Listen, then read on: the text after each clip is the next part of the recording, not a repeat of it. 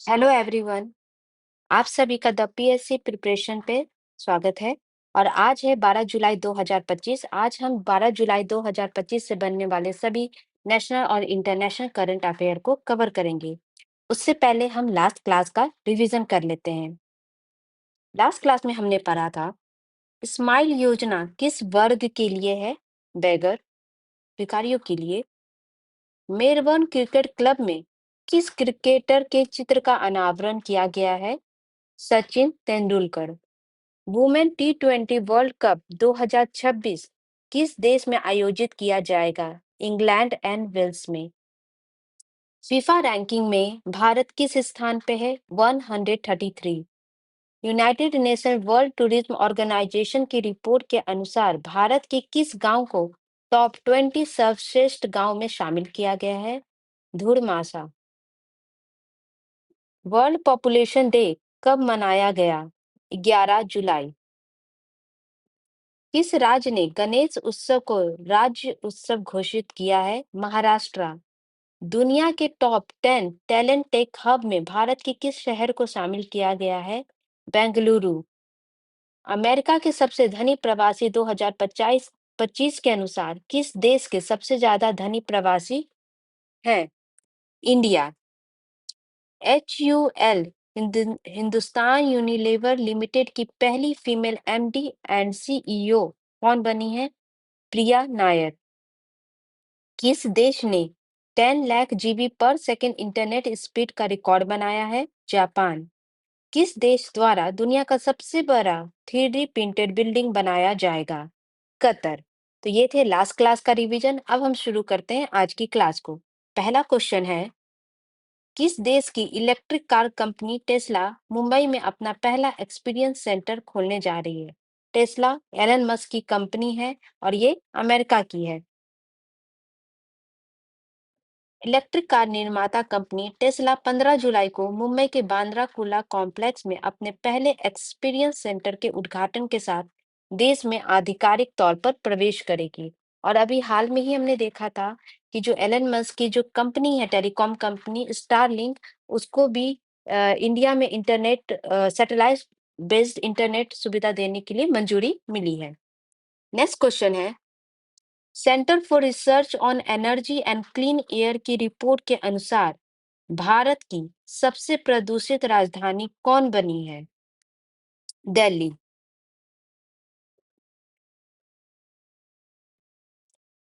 अगर दिल्ली जो है अब भी देश का दूसरा सबसे प्रदूषित शहर है। यहाँ शहर की बात हो रही है। अगर हम सिटी की बात करें तो दूसरे नंबर पे दिल्ली है। फर्स्ट पे जो असम का वर्नी हाट है, ये फर्स्ट नंबर पे है, और दिल्ली जो है वो सेकंड नंबर पे है, सिटी की बात करें। लेकिन अगर राजधानी की बात करें, कैपिटल की, तो ये कैपिटल में जो दिल्ली है वो फर्स्ट नंबर पे है। ओके। दिल्ली अब भी देश का दूसरा सबसे प्रदूषित शहर है, जबकि असम मेघालय सीमा पे स्थित बर्नी हाट सबसे प्रदूषित शहरों की सूची में अव्वल रहा है। और ये जो रिपोर्ट है ऊर्जा एवं शस्य वायु अनुसंधान केंद्र की ओर से जारी रिपोर्ट का यह निष्कर्ष है।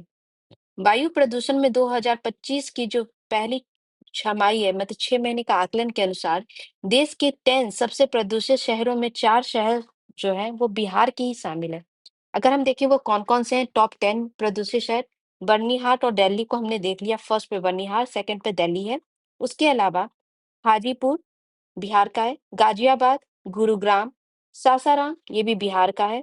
जो बिहार के 4 शहर हैं, हाजीपुर, सासाराम, पटना, तालचे, राउरकेला और राजगीर, ये भी बिहार का है। तो ये सारे टॉप 10 शहर हैं जो कि सबसे प्रदूषित हैं। नेक्स्ट क्वेश्चन है, केंद्रीय सड़क और अनुसंधान संस्थान द्वारा किस तकनीक को पेटेंट कराया जाएगा? इसका सही आंसर है जियो सेल। ये आप देख रहे हो ये स्ट्रक्चर, इसी को हम जियो सेल कहते हैं। आइए पढ़ते हैं ये क्या है। अनुपयोगी प्लास्टिक से रेडीमेड सड़कें बनाने के लिए तैयार की गई जियो सेल तकनीक का पेटेंट कराया जाएगा। भारत पेट्रोलियम ने केंद्रीय सड़क अनुसंधान संस्थान द्वारा इस तकनीक के परीक्षण के बाद पेटेंट के लिए आवेदन किया किया है। माना जा रहा है कि भारत ही नहीं पूरे विश्व में अभी तक इस तरीके का प्रयोग नहीं हुआ है। इस कार्य में लगे भारत पेट्रोलियम और CRRI के विज्ञानी इसके लिए उपलब्धि मान रहे हैं। और इसका जो अभी इस्तेमाल जो है राष्ट्रीय राजमार्ग प्राधिकरण द्वारा बनाए जा रहे दिल्ली मुंबई एक्सप्रेसवे के लूप पर इसका उद्घाटन किया गया। अभी 100 मीटर के लिए ट्रायल किया गया है। जियो सेल टेक्निक होता क्या है? इसमें क्या करते हैं, जो भी वेस्ट प्लास्टिक है उससे सड़कों के लिए जियो सेल और प्लास्टिक शीट बनाने की एक शीट बनाई जाती है। उसको कन्वर्ट करके जियो सेल और प्लास्टिक शीट बनाने की तकनीक है। जियो सेल एक परत है जिससे 9-9 इंच लंबाई चौड़ाई ऊंचाई के बॉक्स बनाए जाते हैं और इसमें सड़क बनाने की कोलतार मिक्स सामग्री भरी जाती है। इस तरीके आप देख रहे हो शीट है, ये बनाई जाती है और इसमें जो मटेरियल है कोलतार वगैरह जो रोड बनाने के लिए यूज होता है उसको ही इसमें डाला जाता है। इसका क्या इससे क्या है, एक तो ये फर्स्ट ऑफ ऑल ये क्लाइमेट के लिए बहुत सही है कि जो वेस्ट आपके प्लास्टिक है जो जिनको अ, जो ये पर्यावरण के लिए बहुत ज़्यादा प्रदूषण फैलाते हैं क्योंकि इनका जो डिकम्पोज़ होने में इनको बहुत साल लग जाते हैं, बरस लग जाते हैं। तो उस लिहाज से देखें तो ये काफ़ी उपयोगी है और क्लाइमेट के लिए तो है ही और साथ में क्या है जो इनसे जो स्ट्रेंथ जो होती है, जो रोड बनती है, उनकी अगर हम ड्यूरेबिलिटी की बात करें, तो ये इनसे दुगना जो नॉर्मल जो सड़क बनती है, उनसे दुगना स्ट्रेंथ होती है इनकी। ठीक है? नेक्स्ट क्वेश्चन है केंद्र सरकार ने गृह सचिव का कार्यकाल बढ़ाया है। इनका नाम क्या है? गोविंद मोहन। केंद्र सरकार ने शुक्रवार को गृह सचिव गोविंद मोहन का कार्यकाल अगले वर्ष 22 अगस्त के लिए बढ़ा दिया है। मतलब 1 साल के लिए इनका जो है कार्यकाल बढ़ाया गया है। इन्होंने किसकी जगह ली थी? पिछले साल 22 अगस्त को उन्होंने अजय कुमार भल्ला का कार्यकाल पूरा होने के बाद गृह सचिव के तौर पर कार्यभार संभाला था। तो अभी जो हमारे होम सेक्रेटरी हैं वो हैं गोविंद मोहन। नेक्स्ट क्वेश्चन है किस केंद्रीय मंत्री ने एनसीसी की पहली शाही परिषद की अध्यक्षता की है? इसका सही आंसर है राजनाथ सिंह। रक्षा मंत्री राजनाथ सिंह ने शुक्रवार को नई दिल्ली में एनसीसी कोर की जो पूर्व छात्र संघ की पहली शाही परिषद अध्यक्ष बैठक की अध्यक्षता की है। ये जो कैडर है, ये जो पूर्व छात्र संघ का एनसीसी का कोर कैडर है, इसमें पूर्व कैडेटों के मार्गदर्शन से राष्ट्रीय विकास के लक्ष्य को गति देने में मदद मिल सकती है। एनसीसीएए एनसीसी के पूर्व छात्रों का एक प्रमुख संघ है जिसका उद्देश्य पूर्व और वर्तमान कैडेटों को एक मंच पर लाकर राष्ट्र निर्माण में उनकी भागीदारी को बढ़ाना है।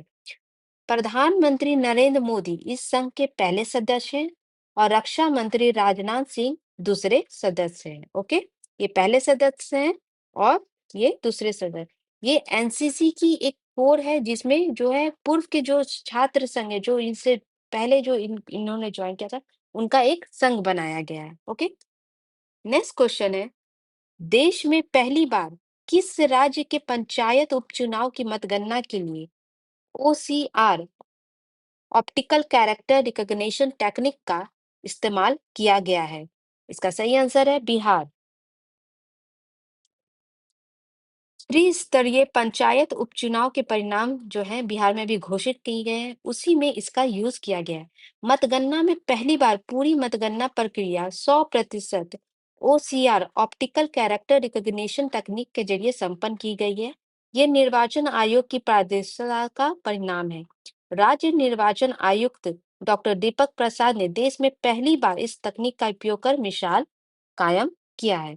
इसमें क्या होता है कि जो भी आपका इमेज है, चाहे वो स्कैन्ड है, प्रिंटेड है, हैंड रिटन डॉक्यूमेंट जो भी है, उस इस मशीन के through OCR optical character recognition machine जैसे इस तरीके की मशीन होती है, इसके थ्रू क्या करते हैं ये जो भी इमेज है उसको टेक्स्ट फॉर्म में कन्वर्ट कर देती है। इसमें ह्यूमन इंटरवेंशन कम हो जाता है, ट्रांसपेरेंसी इंक्रीज हो जाती है क्योंकि आए दिन चुनाव आयोग के ऊपर काफी सारे गंभीर आरोप लगते आए हैं, तो इसी को देखते हुए चुनाव आयोग के द्वारा ये पहल की गई है। नेक्स्ट क्वेश्चन है बिहार की किस कंपनी द्वारा पहली पेपरलेस इंटरनेशनल ट्रेड किया गया है? इसका सही आंसर है टाटा स्टील। टाटा स्टील ने ऐतिहासिक पहल करते हुए ऑस्ट्रेलिया से भारत तक कोयले की पहली पेपरलेस खेप मंगाई है। पूरी प्रक्रिया डिजिटल दस्तावेज के जरिए पूरी की गई है। मसलन ना कोई फाइल है, ना कोई कुरियर है, ना हस्ताक्षर की जरूरत पड़ी है। यह प्रक्रिया जो ट्रेडिशनल जो सिस्टम चल रहा है, लेटर ऑफ क्रेडिट की जगह इलेक्ट्रॉनिक बिल ऑफ लेंडिंग पर आधारित है। टाटा ये जो पहल है, टाटा स्टील इंडिया और ग्लोबल इकाई टीएस ग्लोबल प्रोक्यूरमेंट ने ये क्रांति संभव हुई है। इससे काफी ज्यादा इस तरह के जो पहल है वो आने वाले समय के लिए काफी उपयोगी होगी। नेक्स्ट क्वेश्चन है, ड्यूक्स बॉल का संबंध किस खेल से है? इसका सही आंसर है क्रिकेट। ये आप ड्यूक्स बॉल देखिए, ये क्रिकेट में यूज होता है। यहाँ पे लिखा हुआ मेड इन इंग्लैंड, क्योंकि इससे हम आगे के स्लाइड में पढ़ेंगे। इससे ये स्पेशली मैंने आपको ये क्यों हाईलाइट किया है। ये ड्यूक्स बॉल अभी चर्चे में क्यों है? इसलिए है क्योंकि तेंदुलकर एडेलसन सीरीज के दौरान ड्यूक्स गेंदों की गुणवत्ता चर्चा का विषय बन गई है।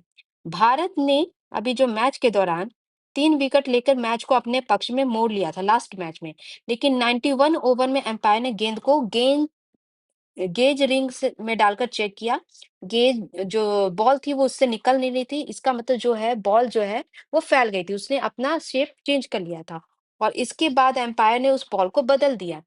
94 ओवर के बाद भारतीय कप्तान जो है, अभी जो भारतीय कप्तान है सुमन गिल और एम्पायर के बीच इस चीज को लेकर थोड़ी सी बहस हो गई। गेंद सिर्फ गिल का कहना था कि गेंद सिर्फ 11 ओवर में ही पुरानी थी और उसको बदलकर जो गेंद मिली है वो उससे भी ज्यादा पुरानी है। तो नियम ये है क्रिकेट में कि जब भी किसी गेंद को बदला जाता है तो उसकी जगह उतनी ही पुरानी गेंद दी जानी चाहिए। लेकिन इंडियन क्रिकेटर टीम के जो कप्तान है गिल का कहना है कि जो गेंद मिली है वो उससे भी ज्यादा पुरानी है।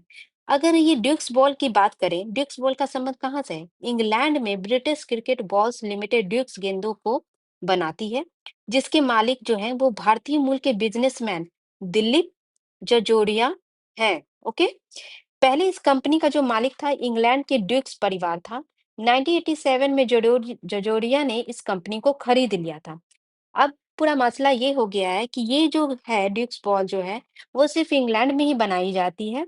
और इसका अब जो इसका जो मैन्युफैक्चरिंग है ये इंडिया में भी कराने की बात की गई है। इसमें ये इस प्रकार है, अभी तक ड्यूस गेंद सिर्फ इंग्लैंड में बनती थी और अंतर्राष्ट्रीय मैचों में इसका प्रयोग इंग्लैंड एवं वेल्स, वेस्ट इंडीज, आयरलैंड और स्कॉटलैंड क्रिकेट बोर्ड करते हैं।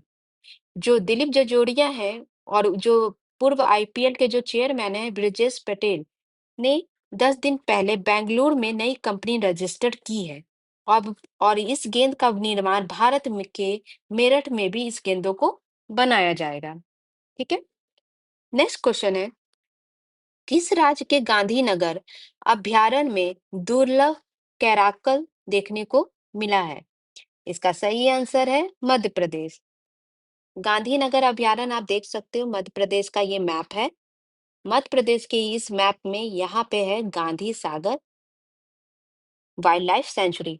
ये कौन सी नदी पे स्थित है? यहाँ पे बताइए कौन सी नदी यहाँ से होके पास होती है, जो एमपी और राजस्थान बॉर्डर पे है? चंबल। और इसी नदी पे गांधी सागर अभयारण्य है। गांधी सागर अभयारण्य में दुर्लभ प्रजाति के कैराकल की उपस्थिति दर्ज हुई है। ये बिल्ली प्रजाति का मांसाहारी जानवर है। दुर्लभ माने जाने वाली प्रजाति के अभयारण्य में दिखना जैव विविधता की दृष्टि से बहुत महत्वपूर्ण है। नेक्स्ट क्वेश्चन है, भारतीय नौसेना किसके साथ मिलकर auto luminescent avalanche victim detection system AAVDS बनाएगी? इसका सही आंसर है आईआईटी कानपुर। भारतीय सेना की मध्य कमान ने स्वचालित हिमस्खलन पीड़ित पहचान प्रणाली के अनुसंधान और विकास के लिए जो आईआईटी कानपुर के साथ एक एमओयू पे हस्ताक्षर किया है। सहयोग का ये उद्देश्य है कि स्वदेशी तकनीक विशेषता का लाभ उठाकर अत्याधुनिक प्रणाली विकसित करना है, जो हिमस्खलन जैसे बहुत ऐसे कई भारतीय सेना जो है कई कई बार ऐसे दुर्लभ जगह पे रहते हैं जहाँ पे बहुत ज़्यादा स्नो और बहुत ज़्यादा आइस और इस टाइप की चीज़ें बर्फ से ढकी होती हैं, बहुत दुर्लभ जगह पे उनकी पोस्टिंग होती है। तो उस जगह पे क्या होता है, कई बार पहाड़ों पे बहुत जल्दी-जल्दी मौसम चेंज होने के कारण बहुत ज़्यादा वहाँ पे एवलांच सिस्टम होते रहता है। तो इस कारण से क्या होता है कि वर्क में बहुत सारे कर्मियाँ जो होती हैं, ड्यूटी के दौरान दब जाते हैं और उनका पता लगाना बहुत मुश्किल हो जाता है। तो उनकी तुरंत पता लगाने और उनकी स्थिति निर्धारित करने के लिए ये सिस्टम डेवलप किया जा रहा है, भारतीय नौसेना और आईआईटी कानपुर के द्वारा। नेक्स्ट क्वेश्चन है, किस इंडियन क्रिकेटर ने 13 टाइम्स 5 विकेट लेकर नया रिकॉर्ड बनाया है? इसका सही आंसर है जसप्रीत बुमराह। भारत इंग्लैंड में 5 टेस्ट की सीरीज के तीसरे मुकाबले के दूसरे दिन भारत ने इंग्लैंड को 387 रन पर समेट दिया। बुमराह ने लगातार दूसरे मैच के पारी में 5 विकेट लिए। बुमराह विदेश में भारत की ओर से सर्वाधिक 13 बार बुमराह विदेश में भारत की ओर से सर्वाधिक 13 बार 5 विकेट हॉल वाले गेंदबाज बन गए। इससे पहले ये रिकॉर्ड कपिल देव के नाम था। कपिल देव ने 1978 1994 के बीच ऐसा किया था। अगर यहाँ पे लिस्ट में देखें तो विदेश में भारत के लिए सबसे ज्यादा 5 विकेट जो है बुमराह ने 13 बार लिया है, कपिल देव जी ने 12 बार और अनिल कुंबले ने 11 बार। ओके, ये थे आज के कुछ important current affair. I hope आपको ये क्लास पसंद आई होगी। अगर अच्छी लगी होगी तो प्लीज इस चैनल को सब्सक्राइब करिएगा, लाइक करिएगा और